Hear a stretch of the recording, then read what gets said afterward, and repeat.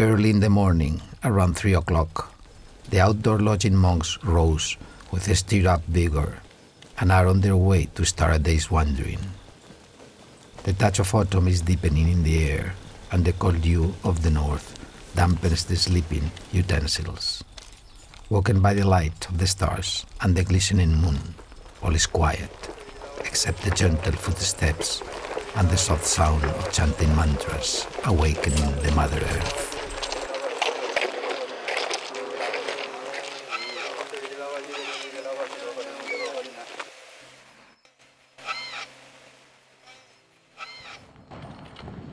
The backpack of a wandering monk weighs about 20 kilograms. Inside it contains the 18 articles as specified by the Dhutanga practices. A bodhisattva should always carry willow branches, washing beans, the 3 robes, water bottle, alms bowl, sitting mat, pewter staff, incense burner, water filter, towels, razor, flints, tweezers, string bed, sutra, the Vinaya, the Buddha's image, and bodhisattva images. When practicing the Dhutanga, be it for hundreds or thousands of miles, a bodhisattva should have these 18 essentials with him at all times. Teeth should be brushed right after the meal, clearing away the residues in the mouth and purifying the precepts. The willow branch has been replaced nowadays by the toothbrush and toothpaste. It's proper to use the toothpaste of plain or mint flavor according to the precepts for novices. Any other flavors, such as fruit and plants, are not allowed for not disturbing the taste organ. 这个肥也是不能用香味，不能带果味的。哦，也是不能带香味。在18种物里，它要求是用那个枣豆。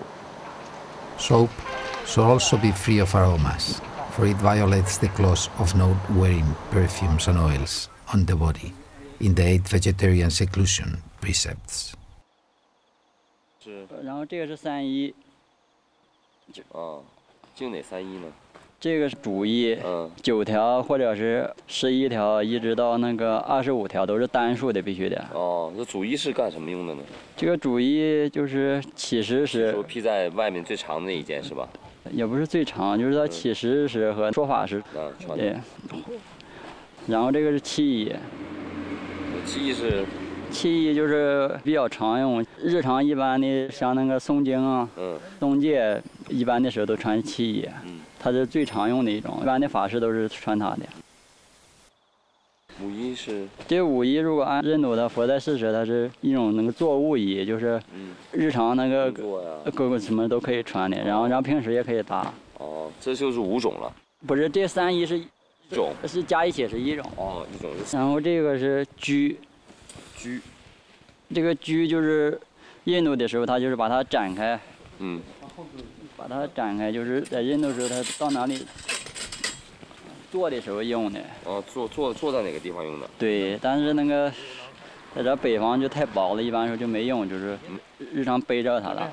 背着它，但是必须得带着，是吧？对，这个3衣钵和居就是不是行脚的时候，平常到哪它都必须得带的。必须得带着的。对。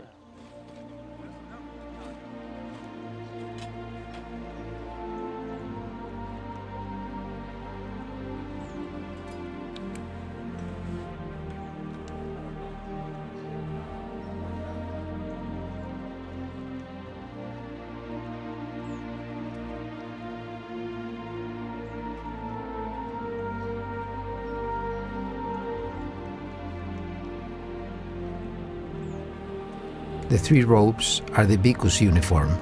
Salamaneras cannot wear, let alone the laity. Nevertheless, lay disciples who have received the Bodhisattva precepts must keep a full set of the 3 robes, alms bowl and staff, in case of offering them to a monk who needs them.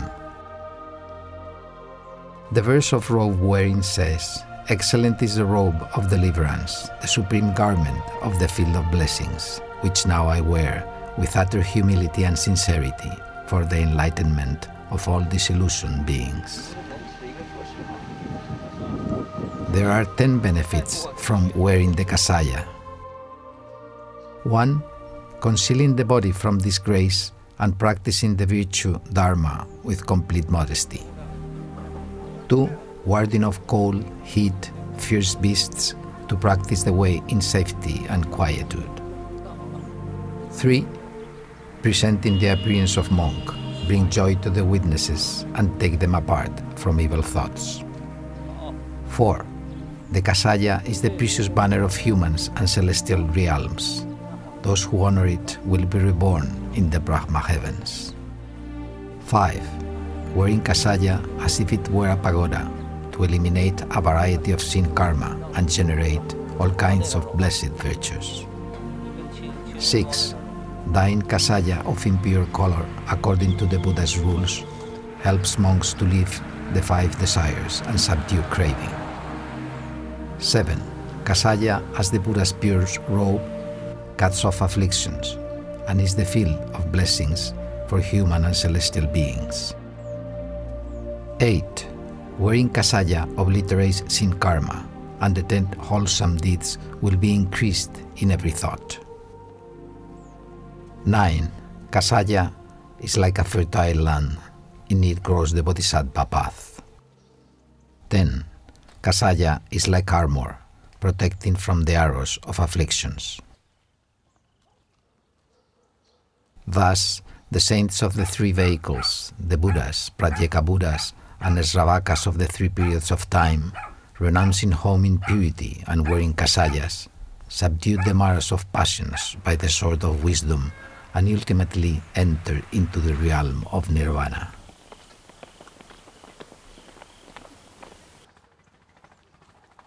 The merit of accepting offerings with Kasaya and being the field of blessings is inconceivable.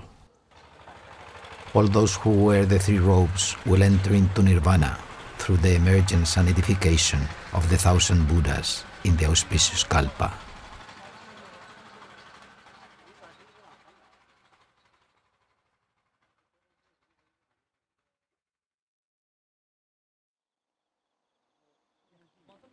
This is 那个钵，钵就是起食时和那个过斋时用的。就是出家人就是过斋和起食时候必须用钵。The word bo is an abbreviation from Sanskrit. The full word is patra. Those who are worthy of accepting offerings surely use this receptacle, hence it is called measured vessel. Lay people dine with regular bowls, while Buddhist monks use alms bowls. Alms bowl is the symbol of the numerous Buddhas.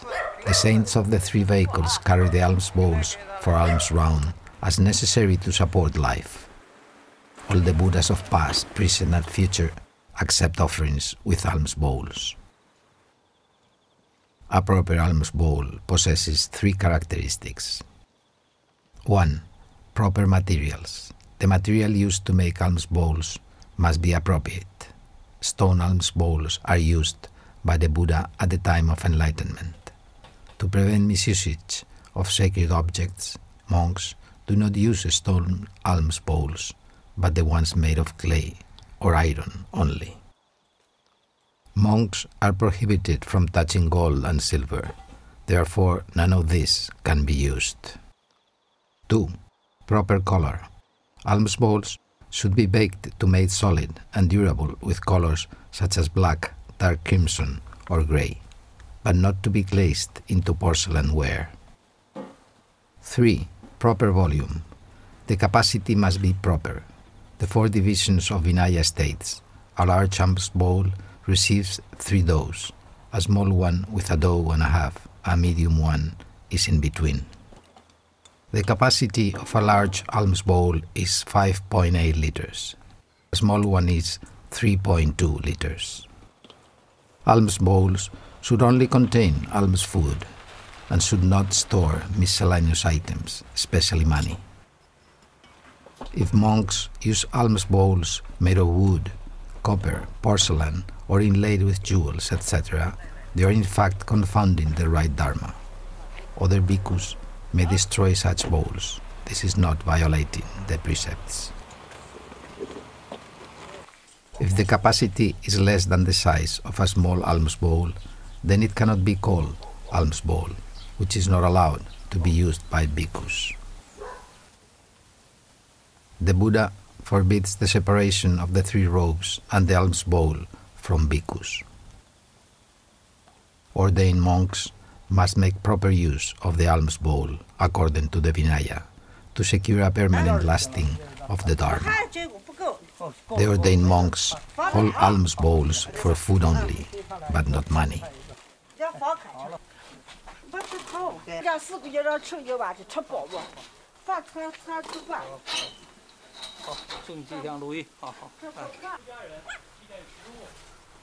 Pewter staff is held on the right hand, and alms bowls on the left hand. Round-bottom alms bowl symbolizes the utensil beyond measure. Colorless kasaya represents the robe of extrication.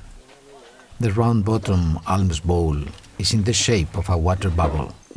It tells that food is illusory, like bubbles of water. The capacity of alms bowl is quite large, with its rim bending inward, for collecting the eyesight and concentrating when dining. Monks will be aware of how to live a rightful life with an alms bowl. All the Buddhas of the three periods of time use alms bowls for alms round and dining.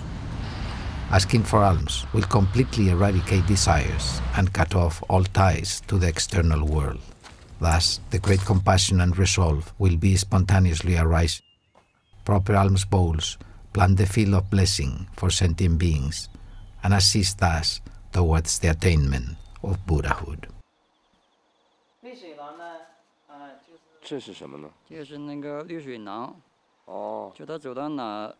If water is in need, monks can obtain it by themselves, without offer and acceptance.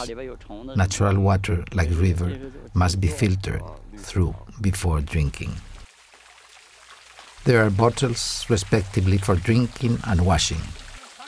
Daily rituals of Vinaya should be recited as follows before drinking. The Buddha observes a bowl of water with numerous worms inside. It seems eating the flesh of living beings, if not reciting the mantra, Anwa Shibola Oni Swaha. The washing bottle is used for washing hands and cleansing.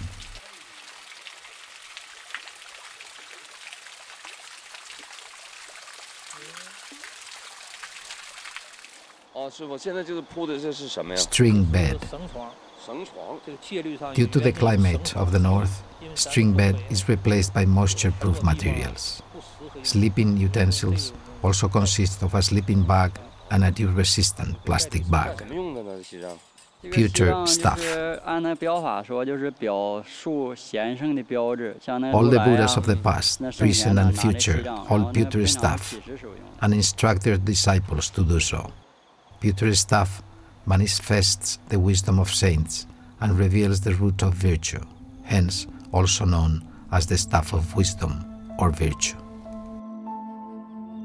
Pewter staff is held by all the Buddhas of the three periods of time, eradicating afflictions and karmic hindrances. The crown of the pewter staff has 4 metal ribs, representing the 4 noble truths. The 12 rings manifest the 12 links in the chain of existence. The central pillar reveals the principle of the middle way, with its upper crown resembling the summit of Mount Sumeru. Pewter stuff is normally stored away and only taken out after dawn. It is only to be held by bhikkhus and offered from a novice or a lay disciple in the morning. A bhikkhu may offer to himself if nobody offers. When it is offered, reciting, holding a staff, may all living beings establish great works of charity and demonstrate the way of truth. It's not proper to shout while holding a pewter staff during alms round. Instead, shaking the staff. Shaking 3 times first, then 5 times, finally 7 times to inform people inside. Leave if there is nobody in, without shaking it continuously. A bhikkhu should place the staff on his foot when waiting for the offering. not to stand it on the ground. Pewter staff may also be used for protection from people or guard against dogs during alms round, but do not hit dogs with a pewter staff. Pewter staff should be stored away after alms round. The crown of the staff should not touch the ground directly, but can be hung up on a tree. The staff should be placed in the same direction as the body during sleep. The crown should always point toward the sun. Holding a pewter staff is as if holding the sacred body of a Buddha. Therein lies myriad practices. It is called holding heaven, carrying the earth, while contemplating the 12 links in the chain of existence. The pewter staff protects and supports practices and will even lead to the fruition of the way and swift attainment of supreme enlightenment. Towel, razor, and tweezers are daily essentials. 就是这个是那个刀，就是它那个里边刮胡子，不是刮胡子，是刮头用的。刮头用的哦。对，它的就是出去它不得剃头嘛。这个是一种必须得带的。刀子和镊子。镊子呢，就是南传比丘，因为在古印度的时候，他们比丘都是打着光脚走路的，所以呢，在路上可能经常会被小刺啊或什么。刺的，所以这个镊子就是佛就是规定说可以来假刺用，就是主要是拔刺的。现在一般的时候就是不用了，但是也必须得带的。这是传统，就像我们经常能念记起来，是吧？但是别的时候也能用到。这是什么呢？这个是那个佛像。佛像、菩萨像和香炉。 The Sutra, Vinaya, and images of the Buddha and Bodhisattvas represent the completion of Buddhist Dharma. 佛像和菩萨像也是18种物里的，它是两种，也必须得带的。一个释迦牟尼像，一个是弥勒佛的。这个倒没有要求，就是那个佛像和菩萨像。按那一般的说的，菩萨像带那个弥勒和那个文殊比较好。佛像一般就带本师释迦牟尼佛的像。你看弥勒佛跟着释迦牟尼佛走。就咱走的也是跟释迦佛走。弥勒佛和释迦牟尼佛他的关系是什么关系呢？是师傅和徒弟的关系吗？现在就得说是师傅和徒弟的关系。因为释迦牟尼佛已经是成佛了，弥勒佛呢还得来生成佛。他后补。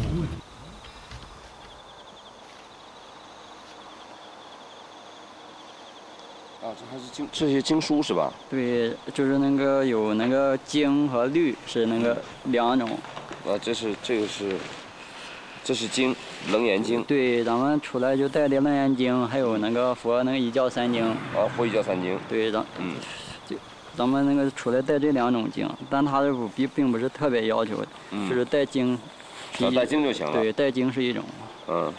然后呢？带律。对，这律咱们带的梵网菩萨戒本和那四分比丘戒本，这是比丘带的。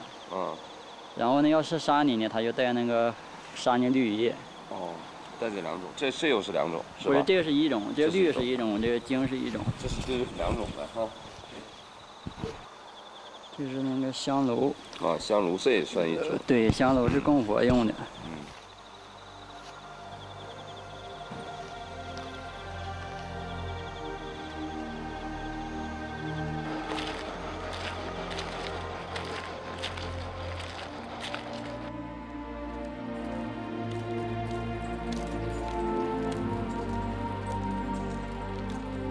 The incense burner is used to burn incense as an offering to the Buddha, also to arouse concentration and mindfulness.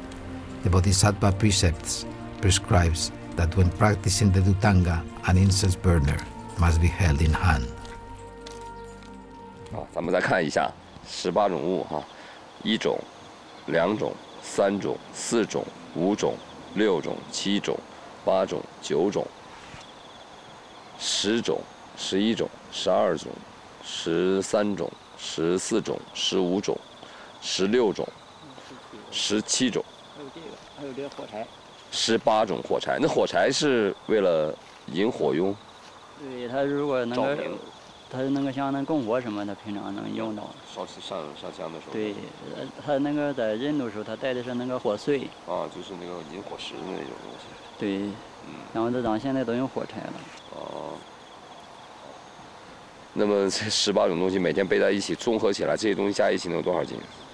这个不算太沉，也就是也就是几斤分量嘛。哦，几斤分量。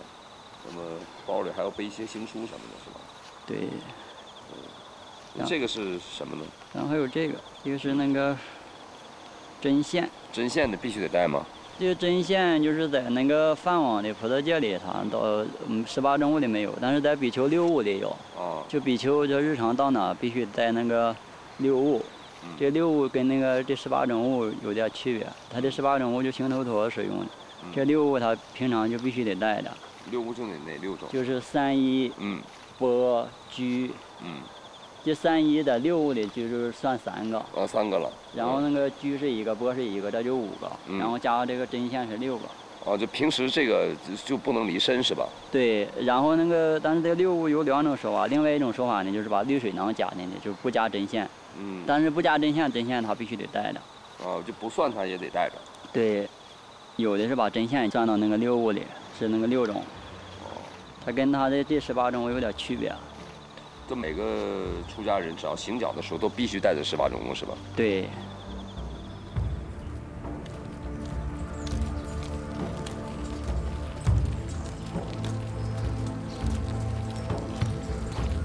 The Bodhisattva precepts says that when practicing wandering, a bhikkhu should carry along the 18 articles like a bird with its 2 wings. Each of the 18 articles has its special merit and virtue, which fortifies the mind and overcomes hardships. They are the requisites for wandering. 出家人就随时做好了准备，常准备是背着包就走，背着包就家，不是说我去旅游，我随便少带点东西就可以解决问题，你必须得具备这个，这说明你四海为家，没有定力。